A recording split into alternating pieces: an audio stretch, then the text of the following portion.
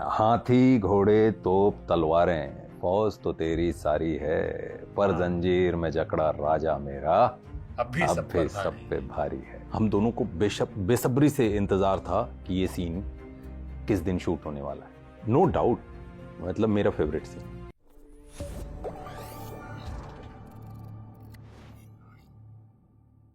हाथी घोड़े तोप तलवार फौज तेरी भारी है।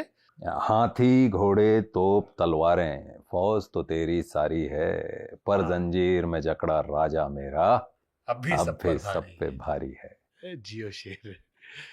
तो खूब लोगों ने, मतलब कविताएं खुद रील्स बन के, मतलब ये कैसा है। जब हम लोग फिल्म कर रहे थे तभी नो डाउट, मतलब मेरा फेवरेट सीन है, विक्की का फेवरेट सीन है। हम दोनों को बेसब्री से इंतजार था कि ये सीन किस दिन शूट होने वाला है। लक्ष्मण सर के साथ कई बार रीडिंग मेरी और विक्की की हुई, बिकॉज हमारे कई सारे सीन। तो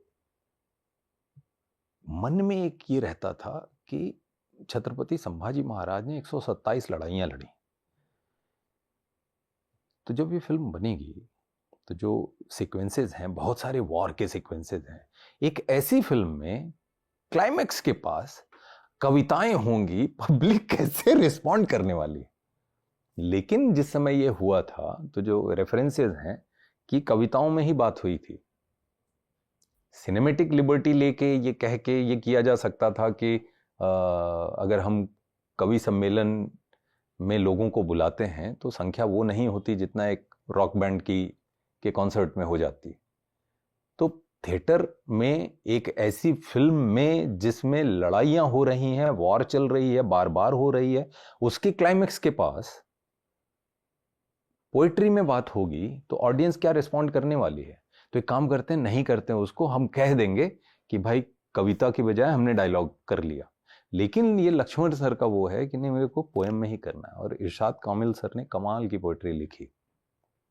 तो एक डर ये था, तो उस चीज को ठीक से ही करना था। और वो ऐसी जगह पे है जहां सीन जब ऑडियंस देख रही है तो ऑडियंस को पीड़ा होती है, लोगों की आंख से झरझर। अरे मीम्स बने इस पे कि मर्द रोते नहीं, और कई सारा मीम बना कि देखो मर्द रोते नहीं, और फिर लास्ट का सीन आया, यहाँ लोग रोते हैं, मर्द भी रोते हैं, लोग रोते हैं, बच्चे रो रहे हैं, हाँ। महिलाएं रो रही हैं, आदमी रो रहे हैं, और वो उसके बाद मतलब जयकारे लग रहे हैं। ऐसे फिल्म देखी जा रही है और लोग वो लेके निकल रहे हैं।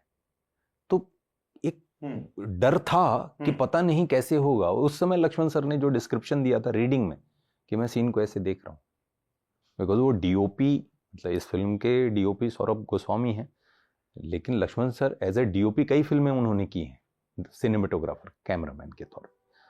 तो वो देखते हैं विजुअल में सीन को, हर डायरेक्टर देखता है, लेकिन डीओपी हैं तो उनका एक अलग लेवल पे चला जाता है। तो उन्होंने डिस्क्राइब किया था कि इधर लोग खड़े होंगे, मुगल सेना के लोग, और अंकी सेना के लोग इधर होंगे, और ऐसे ऐसे बधे हैं और कवि जी को लेके जा रहे हैं। तो इधर बैक है छत्रपति संभाजी महाराज की, और कवि जी की बैक है, और दूर जा रहे हैं। जैसे जैसे दूर जाएंगे वॉल्यूम बढ़ेगा। तो जब पर्दे पे ये सीन देखा तो मुझे उनका वो सारा डिस्क्रिप्शन याद आया। तो वो उनका कहीं एक बहुत अलग तरह का टच रहा फिल्म को। और विक्की के साथ एक बॉन्डिंग है कि गैंग्स ऑफ वासेपुर में Vicky he was assistant director, मैं एज एन एक्टर था।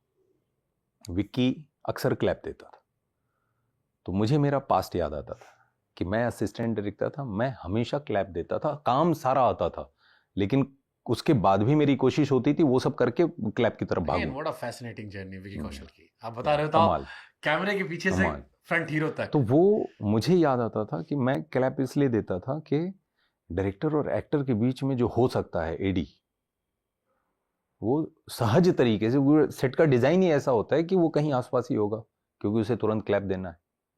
तो जो समझाते हैं डायरेक्टर एक्टर को, उसे अगर कोई सुन पाता है तो क्लैप वाला लड़का। मसान टू छावा, मसान टू छावा, मतलब कमाल की जर्नी है। क्या कमाल की और हमारे बीच में एक रहा है कि जब भी मैंने विकी को किसी भी फिल्म में, मतलब पर्सनली हमारी बातचीत होती है, मसान भी हुई, जुबान भी हुई, उसके बाद राजी, संजू, उरी, तो हमेशा जब भी मुझे होता कॉल करके, तो वो एक था, ये नहीं पता था कि हम ऐसे एक फिल्म में आने वाले हैं और मित्र बन के आने वाले हैं। तो वो कहीं ना कहीं बहुत निखर के आया। अब ये जब फिल्म आई तो अप्रिसिएशन तो दुनिया भर में चल ही रहा है, सोशल मीडिया भरा पड़ा है। एक चर्चा शुरू हो गई कि ये फिल्म पूरी तरह से रियल है या इसमें मौजूदा हालात को देखते हुए एक्स्ट्रा लिबर्टी ली गई है और एक नई कहानी चल रही है। आई एम श्योर ये भी आपके पास पहुंचा तो होगा ही। मैं क्या है कि जब किसी फिल्म के लिए हाँ कर देता हूँ तो मैं पूरी तरीके से खुद को सरेंडर कर देता हूँ। जो गैंग्स ऑफ वासीपुर की लाइन है, सरेंडर करने आए हैं, दानिश। हाँ, तो बस मैं सरेंडर कर देता हूँ मेरे डायरेक्टर को। फिर जो उसमें लिखा है उसको मैं मान लेता हूँ यही महावाक्य है मेरे लिए, और फिर पूरी तैयारी उसके अराउंड करता हूँ। फिर जो भी इम्प्रोवाइज करूंगा उसके आसपास करूंगा, उसके परे नहीं। फिर सोचता नहीं, मैं ये मान के चलता हूँ, मेरे दिमाग खुद को ये मैसेज देता हूँ कि दुनिया का सत्य यही है। खुद को ऐसा एक ऐसे स्टेट में मैं रहता हूँ कि यही सत्य है, ताकि उस कुछ भी मैं बोलूं तो मेरी सच्चाई के साथ निकले।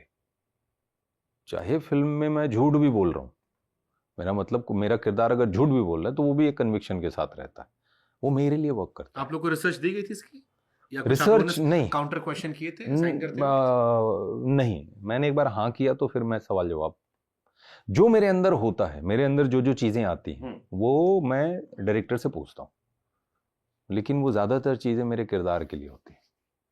कोई सीन क्यों है ऐसा मुझे नहीं समझ में आ रहा है तो मैं पूछता हूँ, मेरे अंदर कुछ और आइडियाज अगर आ रहे हैं तो वो मैं शेयर करता हूँ।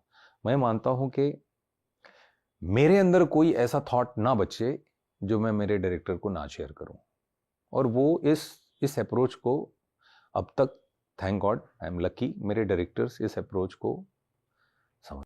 हाँ, आप नहीं करोगे तो आप काम भी नहीं कर पाओगे उस कन्विक्शन से। लेकिन आपके अंदर तो एक कवि रहा है ना, कवि कलश से पहले भी तो कवि रहा है आपके अंदर।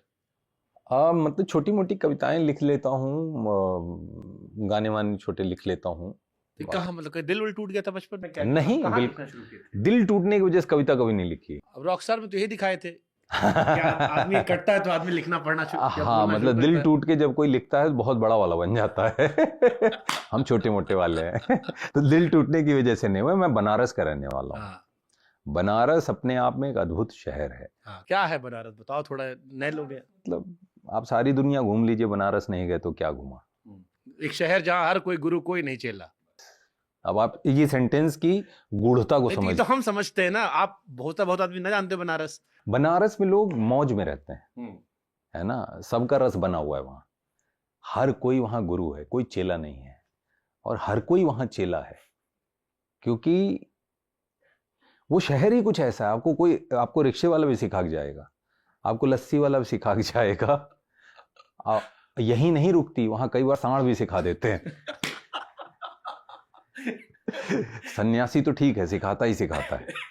तो वहां की हर सीढ़ी पे जो छोटी मोटी चीज आपको नजर आ रही है उसके पीछे भी एक कहानी है। कुछ इत्तेफाक नहीं है वहां पे ना, वहां हर चीज के आप काशी विश्वनाथ का दर्शन करते हैं और अचानक आप निकल जाते हैं, फिर आपको कभी किसी दिन ये पता चलता है कि अरे उसी के थोड़ा पहले तो माँ अन्नपूर्णा का जो है वो था, और फिर जब आप माँ अन्नपूर्णा के बारे में पढ़ते हैं तो आपको लगता है अरे छूट गया, है ना। और वो हो जाता है, फिर किसी दिन आपको पता चलता है कि आपने काशी गए और काल भैरव का दर्शन नहीं किया, तो आपको लगता है ओह ये क्या हो गया। तो और अगर आप मुगालते में तो मणिकर्णिका घूम लीजिए। हाँ, फिर उसके पहले वहां भी तो जाइए, संकट मोचन मंदिर जाइए, जहाँ पे तुलसीदास जी ने रामचरितमानस लिखी। तो अद्भुत ही है शहर। ये तो मैं सारी पुरानी चीजें कह रहा हूँ। खाने के शौकीन है, दूध दही लस्सी पीने खुद, हाँ, मैं खुद मेरे बहुत सारे लो फेज में मणिकर्णिका स्मशान घाट पे जाके बैठता था। क्यों? रीजन उसका ये था कि बॉम्बे में, तभी बॉम्बे था, अब मुंबई है। उस समय जब कुछ नहीं होता था, कि पता चले 5 महीने हो गए, एक दिन काम नहीं मिला, मतलब मंडरा रहे हैं ऑफिस के बाहर, घर पे हैं तो खिड़की से बाहर देख रहे हैं, वही पेड़ है, कौवे जो है वहाँ, कौवा कबूतर बहुत हैं बॉम्बे में, नया नया कौवा आ रहा है उसी को देख रहे हैं। कबूतर को देख रहे हैं, घंटों देख रहे हैं, कितना देखे। कहीं कॉल आई तो दौड़े कपड़ा पहन के चलो ऑडिशन देख के आते हैं। तो ऐसे जब बहुत लंबा चलता है तो अंदर से एक वो होता है कब होगा, क्योंकि सवाल दक्ष प्रश्न तो खड़े हैं, जिस जगह से मैं आ रहा हूँ वहाँ मैंने बताया बनारस में सब गुरु हैं, तो गुरुओं के सवाल मतलब वो सीधा ऐसा लगता भाले की नोक पे सवाल खड़ा है और उसी पे आपको बिठाएंगे। तो ऐसे ऐसे सवाल आते थे परिवार के सामने, उसका जवाब नहीं होता था मेरे पास। और ये होता था कि लोग, पिताजी हैं, सामाजिक लोग हैं सब लोग, तो शादी विवाह तमाम फंक्शंस में आना जाना होता है, तो नुकीले कटीले सवालों के साथ कोई ना कोई आ ही जाता है और पूछ ही लेता है, अरे डॉक्टर साहब इतना साल हो गया क्या कर रहा है भी नहीं। तो उनके पास इसका जवाब नहीं होता था। तो जो चेहरा पापा का उतरता था उसकी खबर भाई मुझे देता था कि पापा से 4-5 लोगों ने यही पूछा, और ये हर शादी में पूछा जाता था।